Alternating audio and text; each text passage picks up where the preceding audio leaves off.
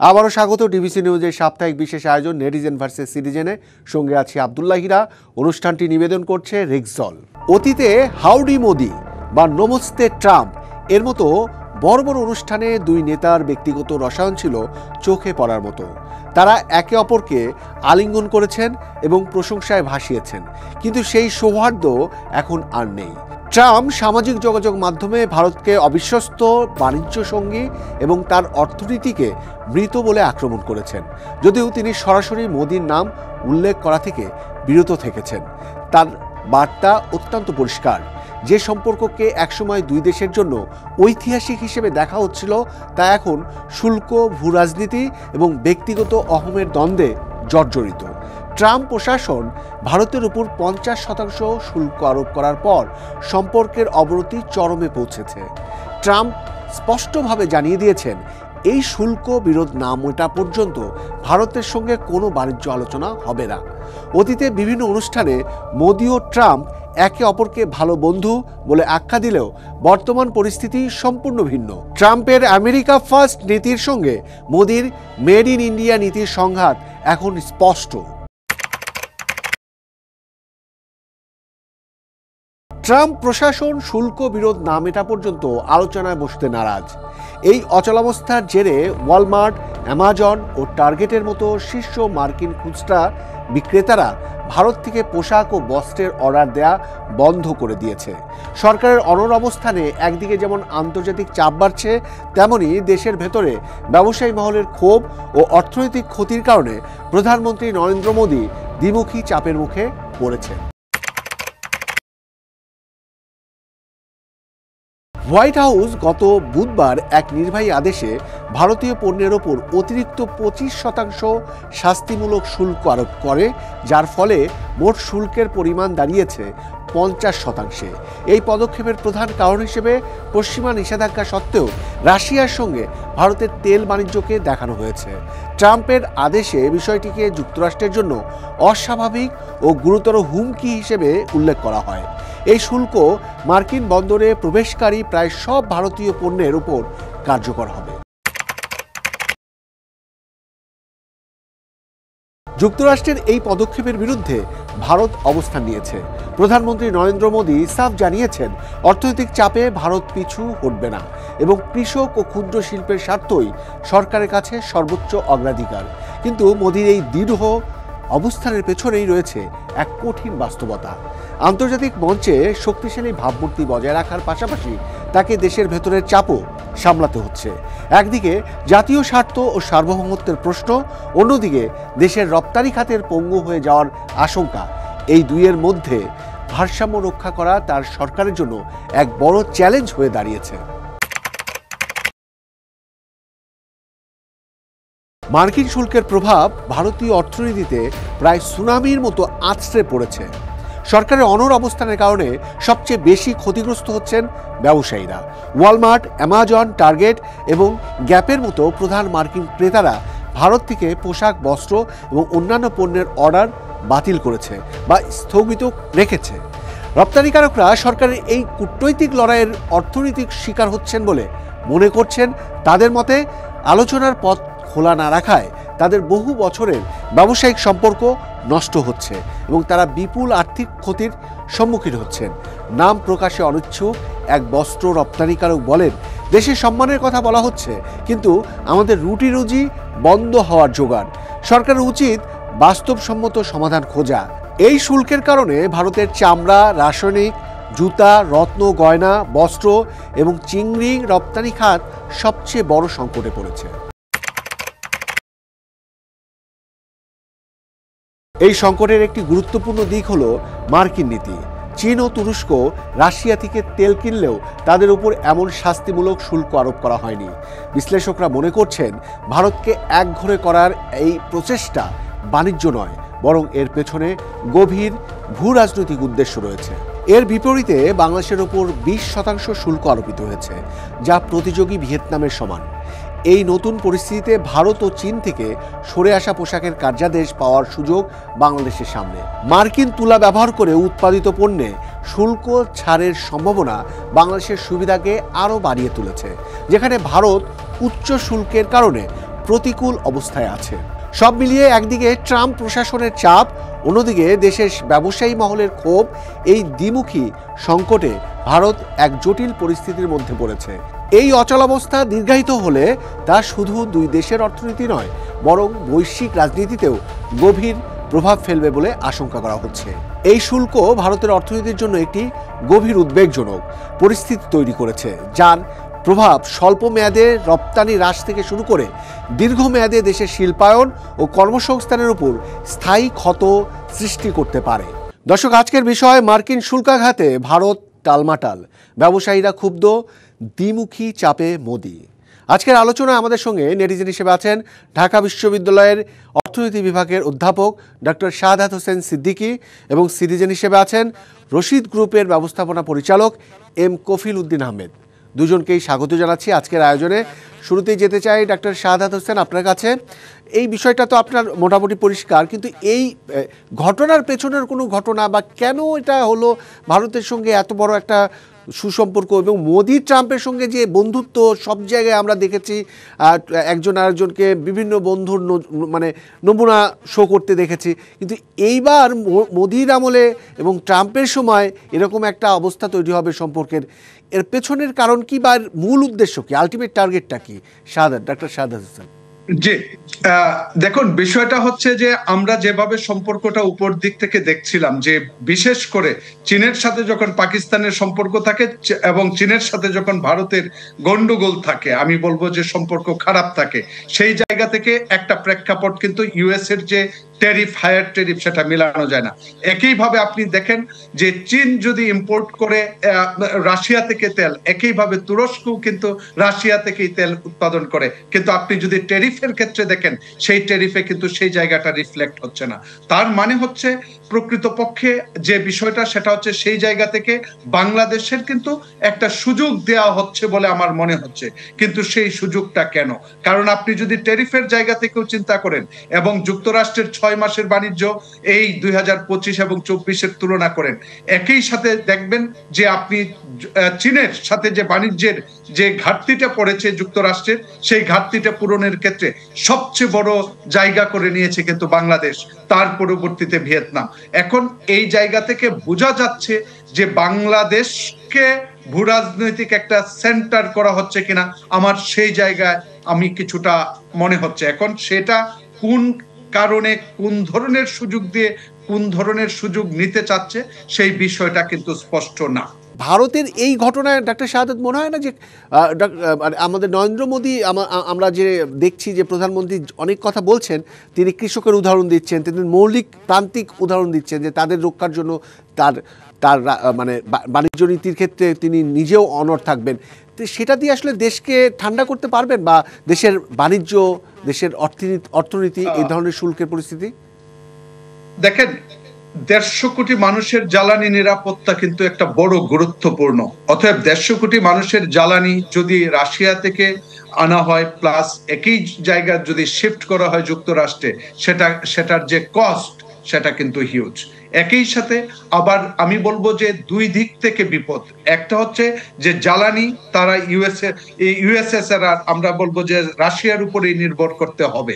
তার মানে সেই জায়গা থেকে কিন্তু মোদির সরার কোনো উপায় নেই, কারণ যদি সরতে হয়, যদি সাবসিডি দিতে হয়, এই সাবসিডি দেওয়াটাও ইন্ডিয়ার মতো রাষ্ট্রের জন্য অনেক কঠিন হবে, যে প্রাইসে তারা ইম্পোর্ট করবে যুক্তরাষ্ট্র থেকে। দ্বিতীয়ত আপনি দেখেন যে যুক্তরাষ্ট্রে যদি ইন্ডিয়ার বাজারের কথা চিন্তা করেন, সেই বাজারটাও কিন্তু বৃহৎ একটি বাজার। যদি রপ্তানির কথা চিন্তা করেন, $77 বিলিয়ন রপ্তানি।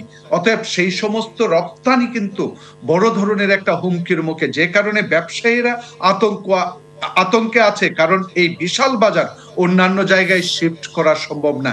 সেই ক্ষেত্রে এক্সপোর্ট সেক্টরটায়, অর্থাৎ ম্যানুফ্যাকচারিং বলেন, অন্যান্য জিনিস বলেন, ইভেন আরএনজি সহ, কারণ আরএনজিও কিন্তু $2.87 বিলিয়ন মতো, প্রায় $3 বিলিয়ন রপ্তানি করে থাকে।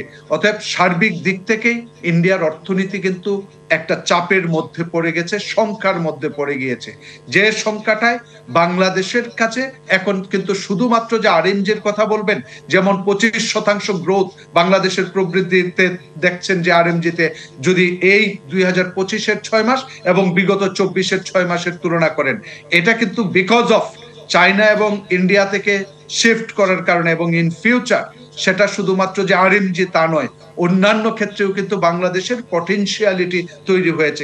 আপনি একটু বলুন আপনার জায়গা থেকে, যে যেটি ডক্টর সিদ্দিকী বলছিলেন, যে এই ধরনের শুল্ক আরোপ যদি ভারত যে থ্রেটের মধ্যে পড়েছে, তাতে করে আপনাদের জায়গা থেকে আপনাদের কি ধরনের প্রস্তুতি বা আপনারা কি রকম অবস্থানে আছেন মনে হচ্ছে? জি জি জি, ধন্যবাদ আপনাকে। আজকের যিনি আলোচক উনি অত্যন্ত সুন্দর কথাগুলি বলেছেন। দেখেন, আমরা যারা গার্মেন্টস ব্যবসা করি, এই আরএনজি সেক্টর আমাদের কিন্তু একটা মরার উপরে খাড়ার গা। যে কথাটি আজকে ইন্ডিয়া যে ট্যারিফ আরোপ করা হয়েছে ইউএস গভর্নমেন্টের, এখন আমরা অবভিয়াসলি বলবো যে সুযোগ তো মানুষের সবসময় আসে না, সুযোগ একবার দুইবারই আসে আমরা যেটা মনে করি। আমরা অবশ্যই আমরা এই ইন্ডিয়ার উপরে ইউএস গভর্নমেন্টের এই ট্যারিফের জন্য আমাদের ব্যবসা অবশ্যই ভালো হবে, এটা আমরা নিজেরা দৃঢ়তার সহিত বলতে পারছি। কিন্তু এখানে একটা ডিফিকাল্টি আছে, আপনারা হয়তো জানেন কিনা, যে ইউকে গভর্নমেন্ট কাছ থেকে তারা যে পোশাকগুলো নিতেন ইন্ডিয়া, সেখানে 12% ট্যাক্সের বিষয় ছিল। কিন্তু আজকে কি জানেন আপনি যারা আছেন আমাদের দেশের লোকজন, সেই ইউকে গভর্নমেন্ট এই 12% শুল্ক তারা কিন্তু ওপেন করে দিয়েছে তাদেরকে, আর এই শুল্কটা রাখবে না। অর্থাৎ আমরা যেটা এদিক দিয়ে আমরা হ্যাপি হলে, ওই দিক দিয়ে আবার চিন্তা করলে আমরা আনহ্যাপি। কারণ একটাই, যে যেখানে ইউকে গভর্নমেন্ট 12% ট্যাক্স নিতেন, ট্যারিফ নিতেন, সেখানে আজকে জিরোতে চলে আসছে। আর একটা বিষয় যেটা যিনি আমাদের আলোচক আমাদের সাজ্জাদ সাহেব বলেছেন, যে আমাদের দেশের সবচেয়ে বড় যে জিনিসটা আমরা এই আরএনজি সেক্টরে আমরা ভুক্তভোগী, সেটা হলো পাওয়ার। গ্যাস বলেন, বিদ্যুৎ বলেন, দুটাতে আমরা একেবারেই কি বলবো, যারা আমরা বিশেষ করে ডাইং ফ্যাক্টরি চালাই, আপনারা জানেন যে এখানে আমাদের তিতাস গ্যাস বা যে কোনো ধরনের গ্যাস, এটা আমাদের খুবই অপরিহার্য। আমরা এই ডাইং ফ্যাক্টরি যখন আমরা চালাতে যাই, আমরা রীতিমতো যুদ্ধের মধ্যে আছি। আমাদের গ্যাস দরকার যেই রকম, যে প্রেসারে, যে পিএসআই ভলিউমে, সেটুকু আমরা খুব কম সংখ্যক ঘন্টায় আমরা পেয়ে থাকি। আমরা সবচেয়ে দুর্বিষন্ধ যে আমাদের অর্ডার আসলো, আমরা অর্ডার নিয়ে বুক হলাম, বাট আমরা আমাদের বায়ারদের কাছে অন টাইমে আমরা আমাদের পণ্য পৌঁছাতে পারলাম না। তাহলে এই অর্ডার নিয়ে তো আমরা আরো বেশি ক্ষতিগ্রস্ত হব। তখন বায়ার চাবে বায়ার চাবে ডিসকাউন্ট, আমরা তো আরো বেশি ক্ষতিগ্রস্ত হব। তা আমরা আশাবাদী যে এই ইন্ডিয়া গভর্নমেন্ট, যে ইউএস গভর্নমেন্ট যে এরকম ট্যারিফ আরোপ করেছে, এর জন্য আমাদের ব্যবসায়িক, আমাদের যে গভর্নমেন্ট আছেন, আপনাদের গুরুত্ব বাড়বে, অর্থাৎ বাংলাদেশের ব্যবসায়ীদের গুরুত্ব বাড়বে, এম কফিল উদ্দিন আহমেদ, সেটা অনুমানই করা যায়। কিন্তু আপনার কাছে একটু জানতে চাই যে ইন্ডিয়ার সরকার যে এই ধরনের ট্যারিফ ইস্যুতে যেভাবে ফেস করছে যুক্তরাষ্ট্রের সঙ্গে, মানে কূটনৈতিক দেন দরবার করা, সেখানে ইন্ডিয়ার যারা, অর্থাৎ ভারতের যারা এই পোশাক রপ্তানিকারক বিজনেস করে, যারা ব্যবসায়ী, তারা কি মানে ঠিক এখনো সরকারের প্রতি তো আস্থা রেখেছে? তারা তো কোনো, আমি দেখিনি, আপনার চোখে পড়েছে কিনা, বা আমাদের দেশে যেটা হয় খুব দ্রুত সময়ে প্রতিক্রিয়ামুখী হয়ে যায়, সেটা কি ইন্ডিয়াতে দেখছেন কিনা? ইন্ডিয়ান গভর্নমেন্ট তো ধরেন অনেক শক্ত গভর্নমেন্ট, তারা ব্যবসায়ীদেরকে অনেক সুযোগ সুবিধা দিয়ে থাকেন। ব্যবসায়ীরা ধরেন একদিকে ক্ষতিগ্রস্ত হলে আরেকদিকে তারা পোষায় নিতে পারে। এখন ব্যবসায়ীরা অপেক্ষা, হয়তো এটা আমার আইডিয়া, এটা আমার ধারণা, যে গভর্নমেন্ট যেহেতু ইন্ডিয়ান গভর্নমেন্ট রয়েছে, তো ব্যবসায়ীদের ওই যুগ সাজস, ব্যবসায়ীদের আন্দোলন সংগ্রামের আগে তো ইন্ডিয়ান গভর্নমেন্ট এটা ফেস করে, এটা হয়তো, এটা আমারও ধারণা। এখন আর আমাদের দেশের যে চিত্র, আমরা ধরেন আমরা আমাদের এই গত পিরিয়ডে যারা এই দেশ শাসনকাল করেছে, তারা তো নিজেদের আখের গোছানোর ছিল। আমাদের পাওয়ার সেক্টরের অবস্থা খুবই দুর্বিষহ ছিল। আমাদের যে কিছু ব্যবসায়ীদের হাতেই ব্যবসা চলে গেছিল, তাদের ফ্যাক্টরিতে হয়তো গ্যাস অন্যভাবে তারা এটা অ্যারেঞ্জমেন্ট করতে পারছে। কিন্তু আমরা যারা মাঝারি শিল্পের মালিক, ছোট শিল্পের মালিক, আমরা বা হয়তো আমরা বড় শিল্পেরও মালিক, কিন্তু হাতে গোনা কিছু ব্যবসায়ী এই আগের গভর্নমেন্টের সাথে তারা সুবিধা ভোগ করতে পারছে। তো ইন্ডিয়ার সরকার তাদের পলিসিটা এমনভাবে করে সব ব্যবসায়ীর জন্য একই রকম থাকে। ডক্টর সাদাত হোসেন, এই ঘটনা বা এর কাছাকাছি কোনো ঘটনাও যদি আমাদের সরকার ফেস করতো, তাহলে আমাদের এখানকার পরিবেশটা কি দাঁড়াতো এবং সেটা আসলে কারা দায়ী থাকে? আমি বলবো যে এটা একটা তুলনামূলক প্রেক্ষাপট দিয়ে আলোচনা করা উচিত, ইন এ সেন্স যে পৃথিবীর জনসংখ্যার দিকে যদি তুলনা করেন, ইন্ডিয়া আসলে কত মানুষের বাজার, সেই জায়গাটার চিন্তা করা আর একটা ছোট্ট দেশের চিন্তা করা। অতএব ছোট্ট দেশকে সামলানো সহজ, কিন্তু বড় দেশকে সামলানো কঠিন। মানে আপনি যদি চ্যালেঞ্জের কথা বলেন, ইন্ডিয়ার একটা জায়গা হচ্ছে যে তারা নিজেদেরই একটি বড় বাজার। অতএব সেই বাজারকে পৃথিবীর অন্য মানুষেরও যেরকম দরকার, তাদেরও হয়তো দরকার হয়, কিন্তু নিজেদের বাজারটাই কিন্তু অনেক বিশাল। যদি কাপড়ের বাজার বলেন, ডোমেস্টিক বাজার দেখেন হিউজ, যে কোনো একটা প্রোডাক্টের বাজারের কথা চিন্তা করেন। এখন যে বিষয়টা আসছে সেটা হচ্ছে যে ট্রাস্টের জায়গা, গভর্নমেন্টের জায়গা। এখন পলিটিক্স অথবা পলিটিক্যাল পার্টি যেই ক্ষমতায় থাকুক, রাষ্ট্রের নীতি যেগুলা, ব্যবসায়ীদের সাথে যে রোল অফ থাম যেগুলা, সেই জায়গাগুলাই যদি পক্ষপাতিত্ব, বায়াসনেস না দেখান, তখন কিন্তু সেই ধরনের রাস্তা সরকারের প্রতি তৈরি হয়। এখন প্রশ্ন হচ্ছে, কফিলউদ্দিন ভাই একজন ব্যবসায়ী, উনি নিজেই বলছেন যে কোনো ব্যবসায়ীকে দেখা গেছে গ্যাস সাপ্লাই দেওয়া হতো, আমাকে দেওয়া হতো না। তার মানে কি, উনি বুঝতে পারছেন যে সরকার একটা ডিসক্রিমিনেটরি গভর্নমেন্ট। তার মানে হচ্ছে এই যে ডিসক্রিমিনেটরি জায়গাটা তৈরি করা, তখন কিন্তু একটা পক্ষের আস্থা আর একটা পক্ষের আস্থাহীনতায় ভুগে, যে কারণে কিন্তু দ্বন্দ্ব তৈরি হয়। এবং একটা সরকারের বিরুদ্ধে সবার আস্থা যখন না থাকে, তখনই এই দ্বান্দ্বিক পরিবেশ বিজনেস এনভায়রনমেন্ট নষ্ট করে দেয়। ঠিক পরিবারেও যদি দ্বান্দ্বিক জায়গায় পৌঁছেন, এই পরিবারে কিন্তু ভালো থাকা যায় না। ঠিক একইভাবে আমি বলবো যে বাংলাদেশের সরকার সবসময় একটা বায়াসনেসের মধ্যেই কাজ করে। আমরা যদি লোনের ডিসবার্সমেন্ট গুলা দেখি, ইভেন খেলাপির চিত্রগুলা দেখি, তখন দেখবেন কোন সরকার ক্ষমতায় ছিল, কোন ব্যবসায়ীর খেলাপি কত, ঠিক দেখবেন দিস ইজ পলিটিক্যালি ট্যাঙ্গেলড, একটা আরেকটার সাথে এমবেডেড, একটা সিস্টেম আর একটার মধ্যে ঢুকে রয়েছে। তো সো এই জায়গা থেকে আমরা আসলে এই যে পক্ষপাতহীন আচরণ করা, সেটা আমরা করি না, যে কারণে সার্বিকভাবে বিজনেসে যে স্বাভাবিক একটা পরিবেশ থাকা দরকার, সেই জায়গাটুকু তৈরি হয় না বলে আমার মনে হয়। আমরা একদম শেষ করব আপনার পার্টটা, হয়তো আর আপনার কাছে আসতেই পারবো না ডক্টর সাদাত হোসেন সিদ্দিকী। আপনি যদি একটু সংক্ষেপে বলতেন যে যেটি শুরুতে বলেছিলেন যে এইরকম একটা আশঙ্কা করা যে বাংলাদেশের মতো ভৌগোলিক অবস্থানটা অনেক গুরুত্বপূর্ণ হিসেবে দেখা মার্কিনীদের, এবং পাশাপাশি ভারতকে একটা কঠিন শিক্ষা দেওয়ার চেষ্টা, সেইটাই কি আপনি মানে সেদিকেই অনুমান রাখতে চান, নাকি অন্য কোনো আরো কিছু বলতে চান?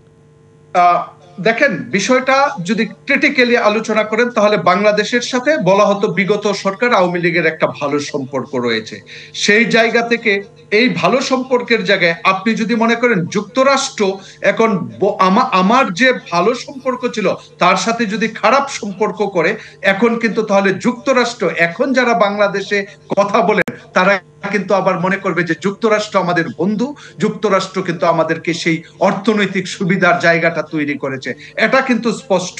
একইভাবে যখন আপনি চীনের সাথে সেই সম্পর্কটা বিবেচনা করবেন, চীনের সাথে খারাপ সম্পর্ক বলে বাংলাদেশের থেকে উপরে অবস্থান করেছে, ঠিকই বাংলাদেশের থেকে ট্যারিফ বেশি রাখছে, কিন্তু বাংলাদেশকে কমিয়ে দিয়েছে। অতএব যদি আমরা এত বেশি ইম্পোর্ট করি চীন থেকে, তারপরেও কেন বাংলাদেশের উপর খুব নেই যুক্তরাষ্ট্রের? সেই খুব যদি থাকতো, তাহলে তো 30% আমাদেরকেও ধার্য করতো। দেখেন, আমরা ইম্পোর্ট করছি হিউজ পরিমাণ চীন থেকে, কিন্তু আমাদের 30% নয়, আমাদেরকে কিন্তু 20% রাখা হয়েছে। এই দিক থেকে স্পষ্ট যে যুক্তরাষ্ট্র চীন এবং ভারতের সাথে বাংলাদেশের সম্পর্কের জায়গাগুলা যদি বিবেচনা করেন, বাংলাদেশ যেন অনুধাবন করে যুক্তরাষ্ট্র আমাদেরকে ফ্যাসিলিটেট করছে, সেই জায়গাটুকু যুক্তরাষ্ট্র আসলে বাংলাদেশের মানুষের মধ্যে তৈরি করছে বলে আমি মনে করছি। আমরা একদম শেষ করতে চাই এম কফিলউদ্দিন, আপনার এই বক্তব্য দিয়েই আপনার কাছে এই কাছাকাছি প্রশ্ন যে এখন এই অবস্থার মধ্যে আমাদের এক ধরনের যে আমাদের নিজেদের অর্ডার তোলার ক্যাপাসিটিটাই মানে আমাদের দিক দিয়ে কম থাকে, পাওয়ারের বা সাপ্লাই মানে সরকারের সাপোর্ট অংশটা, তার মধ্যে অন্যান্য বাজার পরিস্থিতির কারণে আমাদের এখানে যদি আরও বাজার তৈরি হতে নেয় তাহলে আমরা আমাদের সক্ষমতার কিভাবে বাড়ানোর প্রয়োজন হবে বা আপনারা কিভাবে প্রস্তুতি নেবেন বা আপনাদের বক্তব্য কি হবে এখন? আমরা যারা এন্টারপ্রেনার, আমরা যারা এই ছোট বড় মাঝারি শিল্পের মালিক, আমাদেরকে সর্বপ্রথম পাওয়ার সেক্টর দিয়ে আমাদেরকে গভর্নমেন্ট আমাদেরকে সহযোগিতা করতে হবে।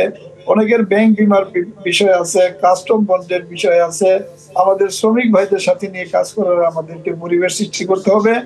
এখানে মালিক শ্রমিক একেবারে নিবিড়ভাবে কাজ করবে এবং গভর্নমেন্ট যদি আমাদেরকে অবশ্যই সহযোগিতা করে, ইনশাল্লাহ আমরা, যেহেতু ইউএস গভর্নমেন্ট আমাদেরকে একটি সুবিধা দিয়েছে যে আমরা ট্যারিফ নিয়ে আমরা কিন্তু গত এই 1 মাস 15 দিন আগেও আমরা অনেকে দুশ্চিন্তায় ছিলাম, তা আমরা এখন মোটামুটি ভাবে আমরা নিশ্চিত হয়েছি এবং আমাদের পার্শ্ববর্তী একটি বড় দেশ যেটা আমাদের শাহাদাত ভাই অত্যন্ত সুন্দরভাবে উপস্থাপন করেছেন যে তার নিজেরও একটা বিশাল বড় মার্কেট, 150 কোটি লোকের দেশ।